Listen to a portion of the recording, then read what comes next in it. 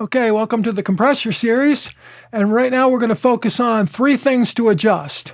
It's the attack, the release, and the threshold. All right, so the attack, how quickly it basically starts working. That's not completely technically accurate. Then release, when it lets go. So it's compressing, then it lets go. And then threshold is at what threshold is that all going to happen? So if you have no threshold, it's going to give you maybe some box tone, but it's not going to compress much. So let's look at that in action really quick.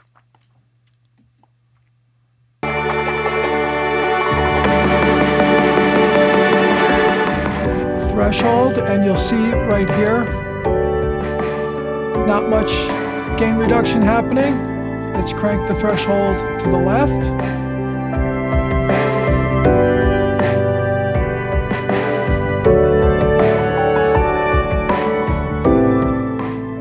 Okay, so you can see here, you've got a large effect. When you crank that threshold, you can see how much you're compressing it. And it's showing on the meter here. So threshold's really important to how much compression's happening. And I think the refinement happens more on your attack and release. So let's back the threshold off a little bit again.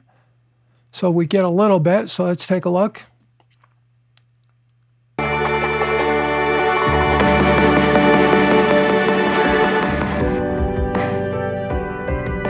Okay, so you've got a little bit of compression happening there now. You can see on the meter, about 2 dB, maybe 3 occasionally.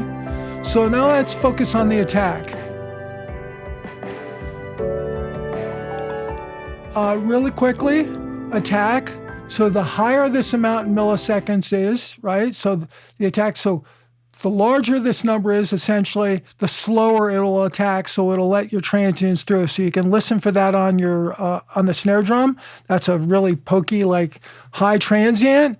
Listen for that, and how the slower this is, the more that comes through. And then when this is a small number, and I bring it down like this, you'll hear that it starts to shave off the transient, and it'll make it a little duller if we go too far. Although this compressor is very clean, so you might not notice a huge difference, but that's essentially what's happening. So let's take a listen. Start back up again.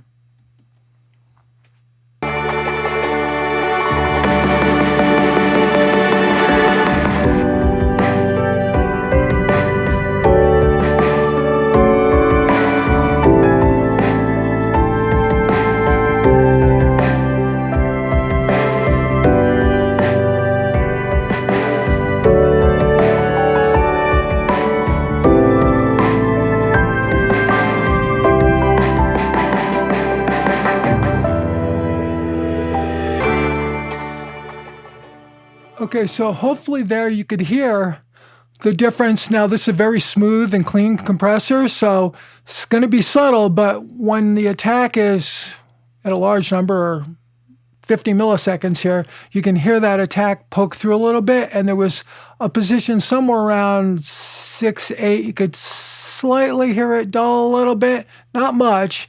And then when you get down here, you can also hear it a little bit. So let's do it one more time, and you'll hear it again.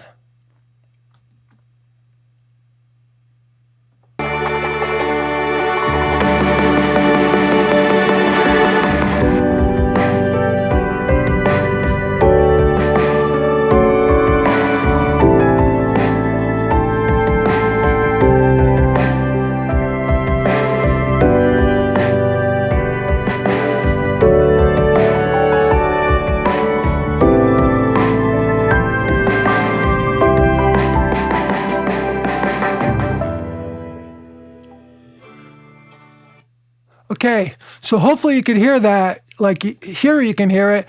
Like when you go full wide open, right?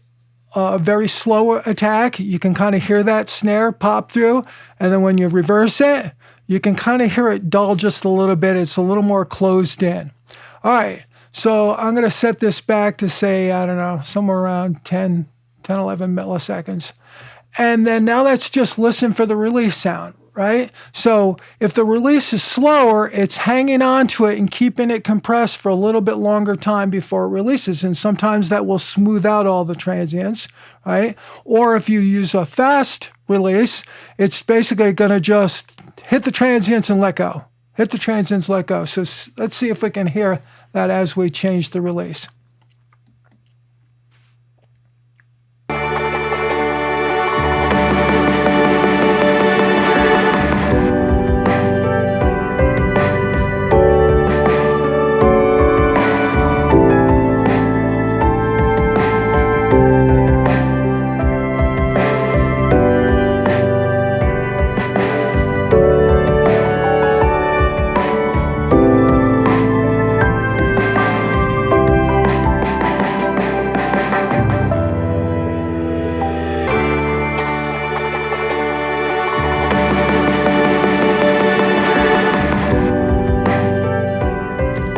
Okay, hopefully you can hear there, I pulled the threshold down just a little bit so you could kind of hear it's a lot more compression, so it's a little easier to hear.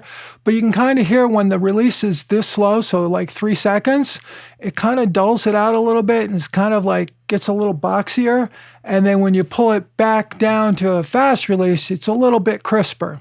So try that on whatever compressor you have available, and let's just focus on these 3 things for right now. Obviously, there's more things we can look at in here, and we'll do that in future videos. But right now, just get used to and sensitize your ears to hearing those attacks, releases, and then how much threshold that gives you that sweet spot.